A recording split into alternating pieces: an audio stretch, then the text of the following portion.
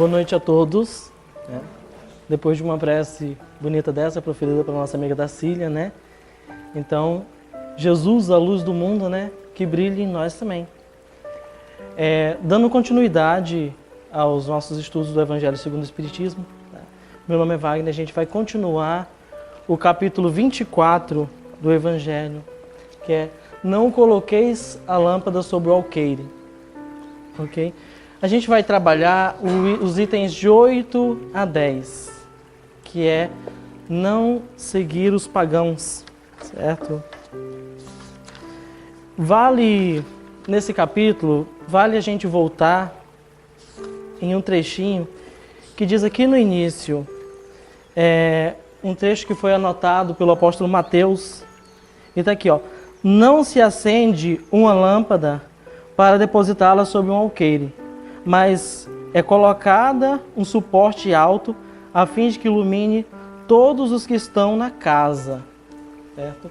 Então, vale a gente voltar um pouquinho nesse capítulo, né, nesse trecho do Evangelho, para a gente refletir. Jesus falava muito por parábolas, todos nós sabemos. Era um método mais empregado por Jesus para transmitir a sua mensagem, para transmitir a boa nova do Evangelho. E o alqueire, naquela época, ele designava originalmente uma cesta, que nem essa que a gente vê na imagem, né? Ou uma bolsa.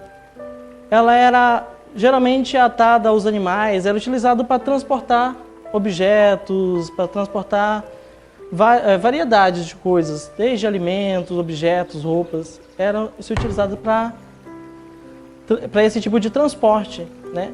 Já a candeia, ou a lâmpada, como se refere no Evangelho, ela era um objeto pequeno, onde se colocavam um óleo, colocavam um pavio e se acendia ali para que fosse a luz, para que aquela casa fosse clareada, digamos assim. Era a lâmpada que eles utilizavam na época, certo? E Jesus já trazia aqui nos seus ensinamentos que nada adianta a gente acender uma luz se for para colocar ela debaixo de um alqueire, se for para esconder essa luz. Então, desde cedo, Jesus já vinha trazendo e já vinha pedindo para que nós deixássemos a nossa luz florescer e irradiar. A luz não foi feita para ficar escondida, né? Isso me lembra também, esse trecho me lembra também uma psicografia de Chico Xavier, de autoria do irmão X, que tem como título Aprendizado no Umbral, Aprendizado nas Trevas. Essa psicografia conta a história de um grupo de espíritos que estavam em estudos e eles foram até as trevas para fazer uma observação de estudo, como frequentemente é narrado em vários livros da doutrina espírita. Chegando lá, eles ouviram muitas reclamações, ouviram lamúrias, viram sofrimento, de tudo. Até que um dos espíritos que estavam ali, ainda endurecidos do mal, ainda no sofrimento, conseguiu visualizar um dos estudantes que ele estava observando. E quando ele viu esse estudante, ele o conheceu. Aí ele chamou ele pelo nome. O estudante ficou intrigado. Mas como assim você sabe o meu nome? Aí ele falou, eu sei, porque quando eu tive fome, você saciou a minha fome, né? Eu conheço você porque quando eu tive frio, você me agasalhou. Eu conheço você porque quando eu chorava, você me consolou. Aí ele ficou mais intrigado ainda, né? Aí indagou o espírito. E por que então você se encontra nessa situação de sofrimento? Aí o espírito respondeu para ele, porque tu não me ensinastes a viver. Certo? Então, aí um claro exemplo, né, de não coloqueis a candeia sobre o alqueire. Não esconda essa luz. Isso trazendo para os nossos dias atuais, na doutrina espírita, nós podemos observar que aonde quer que a gente vá, a gente pode sim levar à luz da doutrina espírita. A gente pode sim levar o nosso conhecimento, consolar, sim, chamar a atenção, dar uma conversa amiga, uma conversa fraterna, mas à luz do Espiritismo, à luz do que esclarece essa doutrina a nós, né? Para que não coloquemos a nossa candeia debaixo desse alqueire. Bom, agora indo para o nosso tópico de origem, o que está programado para hoje, não procurei os gentios. E aqui está escrito, Jesus enviou os 12 apóstolos após lhe haver dado as seguintes instruções: não procurei os gentios, nem entrais nas cidades dos samaritanos, mas antes ide sobretudo as ovelhas perdidas de Israel. Nos lugares para onde estiveres presente, pregai, afirmando o reino dos céus está próximo. Isso também foi anotado por Mateus, tá? No Evangelho de Mateus. Acabando de falar sobre essa passagem psicografada por Chico Xavier, enviada para nós por Irmão X, né? A gente às vezes até pensa numa certa contradição. Como assim Jesus pediu para que os apóstolos não fossem pregar em um determinado local? Como assim Jesus pediu para que os apóstolos não vá aos gentios, né? Os gentios, ou pagãos, como são chamados, denominados no Evangelho, na época eles eram um povo politeísta. Tá? Era um povo que acreditava em vários deuses, certo? E já os judeus, eles já tinham a ideia de apenas um único Deus, certo? Eles já tinham sido preparados pelas leis mosaicas, ou seja, eles já tinham recebido os profetas, eles já tinham recebido Moisés, eles já eram um povo um pouco mais instruídos, certo? Jesus, segundo alguns estudiosos, e eu concordo com o ponto de vista deles, Jesus, nesse momento, ele quis dizer aos apóstolos para que eles fossem aqueles que estavam mais abertos a receber a boa nova. Tá? Os apóstolos ainda não se encontravam plenamente preparados para uma missão tão difícil quanto levar a boa nova de Jesus aos corações endurecidos ainda daqueles em que nada acreditavam. Segundo o Evangelho, ele traz aqui como levar os ensinamentos de Jesus para onde ainda não tem nem a base, para onde ainda falta até a base. Ou seja, seria muito mais difícil, exigiria muito mais preparo dos apóstolos. Eles poderiam já ir de encontro aos judeus, onde a terra já estava mais preparada, onde a terra já tinha recebido algumas sementes que poderiam ali germinar e espalhar a boa nova. Além deles conseguirem propagar um pouco mais do Evangelho, dos ensinamentos de Jesus, eles ainda poderiam conseguir fazer com que algumas sementes que ali estivessem, né, como ele cita, algumas ovelhas ainda perdidas, se desenvolvessem para que os ajudasse nessa divulgação da Boa Nova. Até isso no Evangelho a gente consegue trazer aos nossos dias atuais, certo? A gente tem que levar a mensagem do Cristo a todos os lugares. Isso dentro das nossas ações, isso dentro dos nossos atos, daquilo que a gente faz, daquilo que a gente é, não importa o meio onde a gente esteja. A gente tem que se comportar tal como cristão. Mas isso não quer dizer que eu tenho que sair pregando o Espiritismo em um lugar onde as pessoas simplesmente não acreditam, onde as pessoas ignoram, fazem chacotas ou algo do tipo. De nada adianta, certo?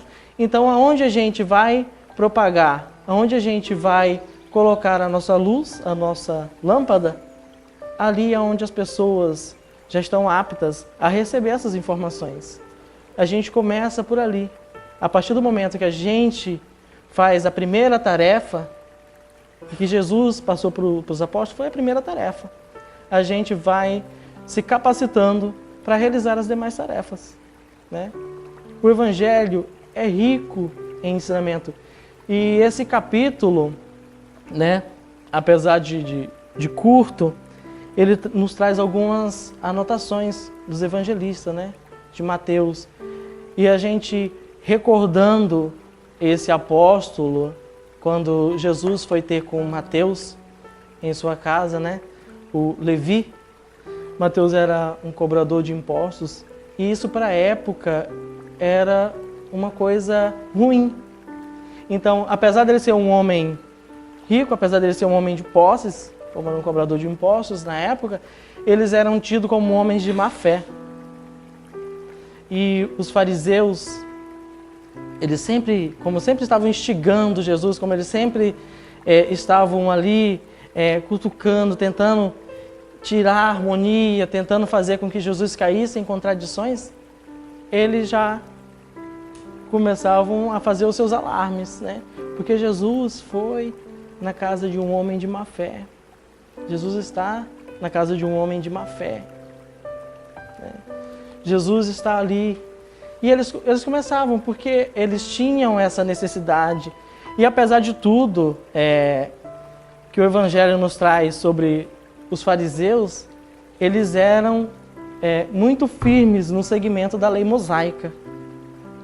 Então, eles tinham esse lado bom, eles tinham essa firmeza, certo? E até com eles Jesus também utilizava da sua sabedoria para passar e transmitir os ensinamentos. Quantas vezes Jesus não levou questionamentos? Quantas vezes Jesus não plantou algumas sementes ali no meio dos fariseus, né? Então, a todo momento, Jesus trazia para a gente, para que a gente não coloque a nossa luz embaixo do alqueire. A gente não esconder a nossa luz. Levando sim com disciplina, levando sim com sabedoria, com respeito, principalmente ao próximo. Se eu sei que o meu próximo não acredita no Espiritismo, se para ele o Espiritismo é uma coisa ruim, então eu não vou implantar o Espiritismo ali na casa dele, eu não vou até a casa dele forçá-lo a acreditar no Evangelho segundo o Espiritismo. Eu não vou levar ele a acreditar que o Espiritismo é a terceira revelação divina. Mas eu posso muito bem respeitar esse meu irmão. Eu não preciso esconder a luz que a doutrina espírita me dá, simplesmente porque o meu irmão não aceita. Eu não vou impor a ele. Mas eu também não vou deixar de viver à luz dessa doutrina maravilhosa que a gente tanto busca, né? O aprendizado que a gente tanto busca, que a gente lê, que a gente adquire. Eu não vou deixar de praticar, eu não vou deixar de ser uma pessoa boa. Não vou dizer que não acredito no Espiritismo porque o meu colega muitas vezes não acredita. Eu não vou esconder essa lâmpada, digamos assim, né, sob o alqueire do medo, do que o meu amigo vai pensar de mim. Porque se ele também me respeita, ele vai saber conviver comigo pacificamente, certo? Mesmo notando algumas diferenças. E o Evangelho nos traz isso, para que possamos viver em comunhão. Não só esse capítulo, todo o Evangelho é um ensinamento de vida. E Allan Kardec, ele nos traz várias reflexões, às vezes através até de alguns espíritos, como a instrução dos espíritos que tem em todos os capítulos do Evangelho, de como a gente pode propagar a boa nova de Jesus, de como nós podemos nos tornar pessoas melhores. Como a gente pode levar esse conhecimento através das nossas atitudes. Porque ele disse aqui para para os discípulos dele é que nos lugares onde estiveres presente, pregai, afirmando que o reino dos céus está próximo. Aí eu fico com uma pergunta. Como que a gente vai pregar, anunciar, digamos assim, que o reino do céu está próximo? Como que eu vou demonstrar isso para o meu amigo? Que o reino do céu está próximo. Muitas pessoas levam isso, às vezes, ao pé da letra e têm uma interpretação de que o reino do céu está próximo porque o mundo está perto de se acabar, vamos todos ser arrebatados, uns vão para o paraíso, outros não vão para o paraíso, vão viver no umbral, ou inferno, como alguns chamam. E, na verdade, o reino dos céus, ele sempre esteve próximo. Jesus mesmo tinha dito, vós sois deuses. Certo? Então, às vezes, o reino dos céus está dentro de mim, está dentro da minha essência, dentro da essência do meu colega. E, às vezes, ele não consegue enxergar isso nele. Mas às vezes ele consegue enxergar um bom exemplo de uma outra pessoa e fala assim: como eu queria ser bom como tal pessoa, como eu queria ter paciência como tal pessoa tem paciência. Não é verdade? E isso, com esse exemplo, a outra pessoa já está falando para esse amigo: meu irmão, o reino do céu está próximo. Se a gente fazer uma pergunta básica para uma pessoa que está em um sofrimento muito árduo, que está passando por um momento muito difícil na vida, pessoas que têm, digamos que, crise do pânico, pessoas que estão em depressão profunda, se a gente fizer uma pergunta, olho no olho dessa pessoa, em determinados momentos, se essa pessoa vive no céu ou no inferno, qual é a resposta que a gente vai ter? Com certeza a gente não vai ouvir que vive no céu. Certo? Com certeza a gente não vai ouvir isso. É uma situação eterna? De forma alguma. É uma situação, muitas das vezes, que aquela pessoa está passando, e a cada dia, mesmo sem perceber, às vezes ela já está progredindo. Mesmo sem perceber. Às vezes ela demora tempo para perceber. Olha, essa semana eu estou melhor do que na semana passada. E o progresso vai vindo. A gente sabe que aqui na Casa Espírita, nos tratamentos espirituais, a gente recebe pessoas que estão doentes. E esse capítulo do Evangelho, não coloqueis a candeia debaixo do alqueire, tem um fato de que ele fala que o médico não está aí para os que estão sadios. Ele está para tratar as pessoas que estavam doentes. Foi a mesma coisa que Jesus falou aos fariseus quando ele estava lá na casa de Mateus. Quando ficou aquele comentário que Jesus está lá na casa de Mateus. Chico Xavier, também através do seu exemplo, ele nos trouxe muitos ensinamentos. Contam relatos que tinha uma pessoa, que estava sempre ali no círculo, no meio em que Chico Xavier vivia. Mas sabe aquela pessoa que às vezes a gente fala assim: fulano foi plantado aqui porque não pode. Não. Esse veio só para atrapalhar. Muitas vezes a gente olha, a gente vê as pessoas assim, A gente enxerga, às vezes, isso em nossos colegas. E essa pessoa, por mais que Chico Xavier fosse dócil, por mais que Chico Xavier fosse caridoso, por mais que ele demonstrasse amor, compaixão, carinho, por mais que ele explicasse, por mais que ele ensinasse, a pessoa insistia em simplesmente ser aquilo que ela era. Em continuar ali atrapalhando, de uma certa forma, os trabalhos.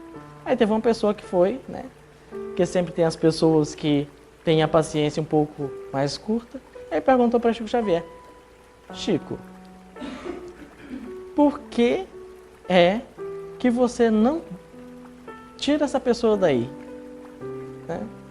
Aí Chico Xavier simplesmente falou assim: meu irmão, se eu tenho a bendita oportunidade de estar com esse irmão nessa encarnação, de passar todos os meus ensinamentos, tudo aquilo que eu aprendi com o Evangelho de Jesus, né? Por que motivo eu deixaria de ensinar? Por que motivos eu deixaria de passar esse conhecimento que eu tenho para esse irmão que ainda não adquiriu?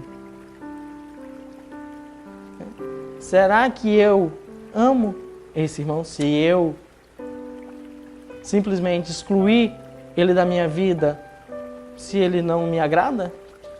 Se ele faz coisas das quais eu não me agrado? Pelo contrário. Então o Chico Xavier, de forma alguma, ia colocar um alqueire sobre a luz que ele próprio trazia do esclarecimento, do consolo, né? Do conforto, do aprendizado. E tem vários outros relatos que contam que muitas das pessoas, digamos assim, que não tinham levado o aprendizado do amor ainda, elas melhoraram com os ensinamentos do Chico, com a convivência. Chico Xavier obrigava alguém a se melhorar? Não. Ele simplesmente não escondia a luz dele. Chico Xavier era e vivia aquilo que ele tinha aprendido e aquilo que ele acreditava. Era o Evangelho de Jesus, sobre a Boa Nova, sobre a vida após a vida. Então, de maneira nenhuma, Chico Xavier se contrariava quando alguém não acreditava nos ensinamentos dele, quando alguém não acreditava nas palavras deles, ou até quando alguém chamava ele de charlatão, porque teve várias pessoas, né, que ofenderam ele dessa forma. Ele não escondia a luz dele, ele vivia o Evangelho, ele não empunhava a doutrina espírita a ninguém, mas ele também não deixava de viver essa essência, né, que é o mais importante. Então, como que eu vou viver? Certo? A minha vida, ela vai ser determinada por fatores de outras pessoas? Ou eu vou buscar viver com aquilo que eu estou aprendendo, com aquilo de bom que eu tenho buscado aprender? E por que eu esconderia esse ensinamento?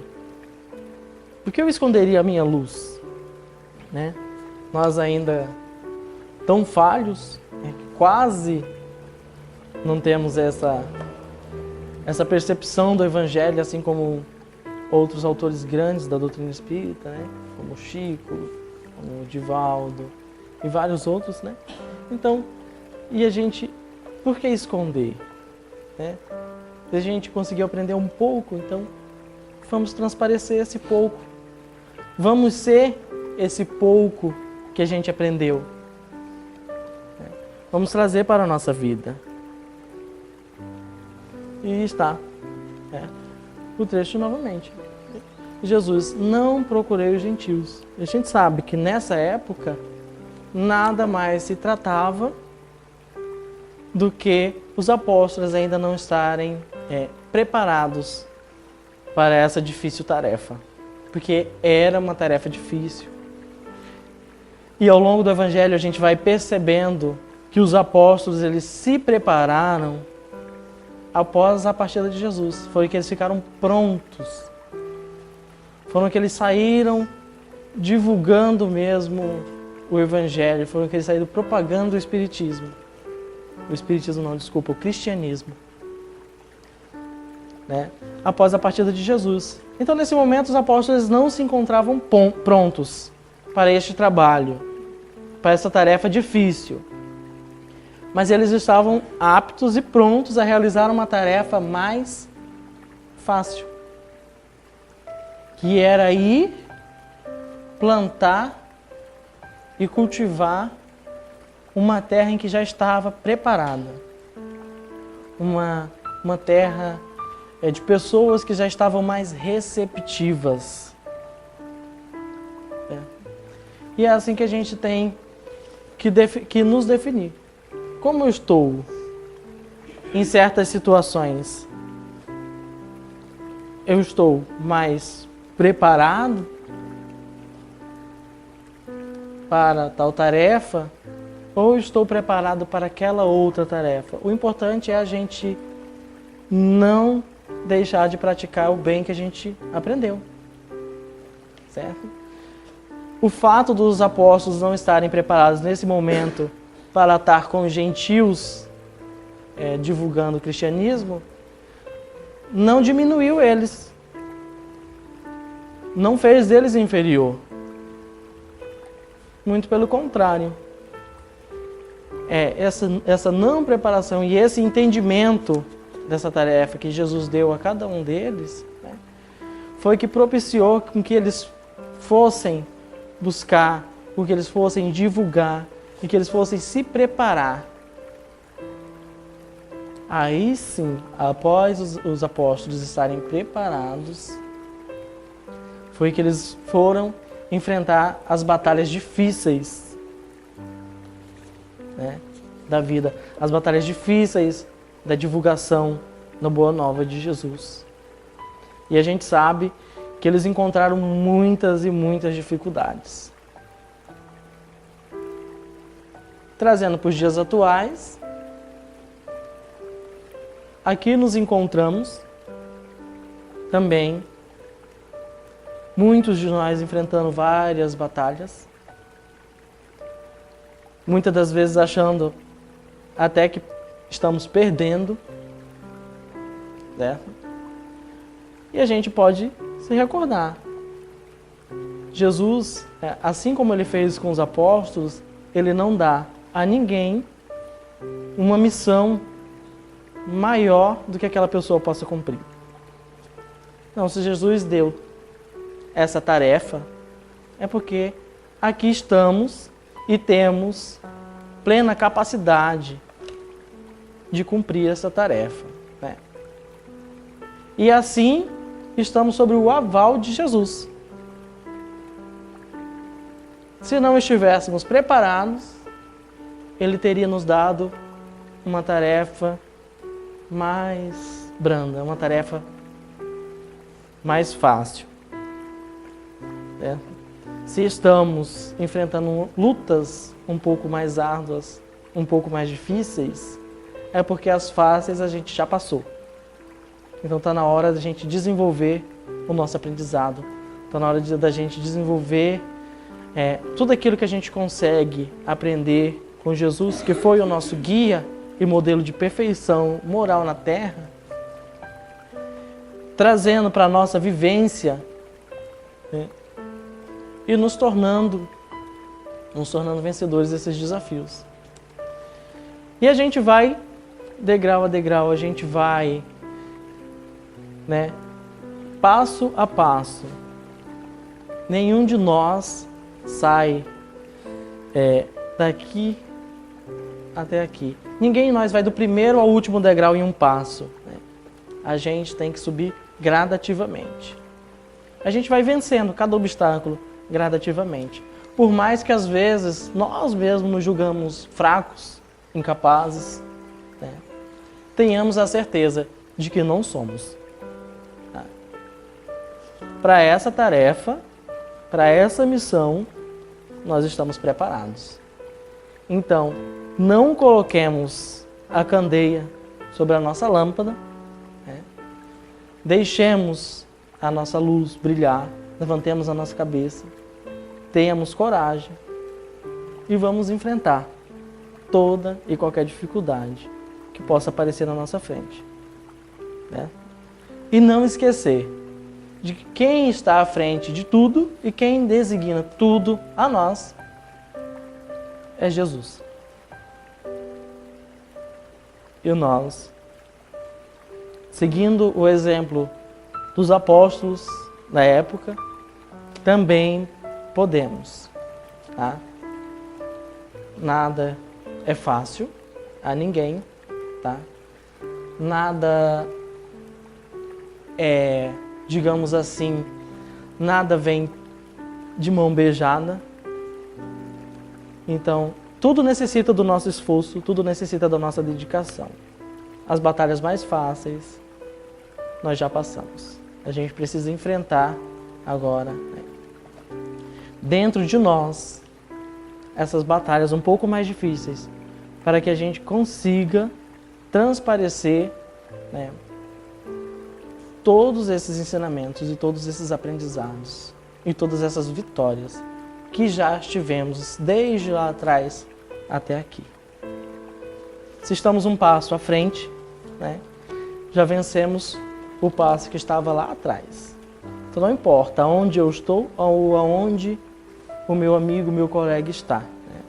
O importante é que a gente sempre esteja procurando evoluir, que a gente sempre esteja procurando o conhecimento, procurando nos esclarecer melhor, né?